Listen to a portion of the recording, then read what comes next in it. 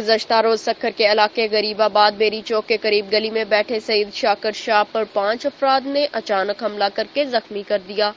Media سے گفتگو میں سید شاکر شاہ نے بتایا کہ اس سے پہلے بھی ان پر قاتلانہ حملہ کیا گیا،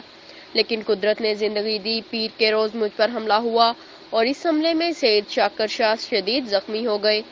جنہیں فوری طور پر سول اسپتال سکھر منتقل کر دیا گیا ہے۔ انہوں نے بتایا کہ حملہ کرنے والوں میں حاجی طاہر قریشی ولد غنی قریشی، حاجی شاد قریشی ولد غنی قریشی اور 3 نامعلوم افراد شامل ہیں جو موقع سے فرار ہو گئے ہیں۔ ان کا مزید کہنا تھا کہ ان کی کسی سے کوئی دشمنی نہیں، نہ ہی ان سے کوئی لین دین ہے، بلا وجہ مجھ پر حملہ کیا گیا۔ انہوں نے ایس ایس پی سکھر سے اپیل کی ہے کہ ملزمان کو گرفتار کر کے قانونی کارروائی کی جائے، مجھے ان سے خطرہ ہے اور مجھے انصاف فراہم کیا جائے۔ سکھر بیورو چیف ملت نیوز سید ضیاء اور رحمان، کیمرہ مین محمد اشفاق کے ساتھ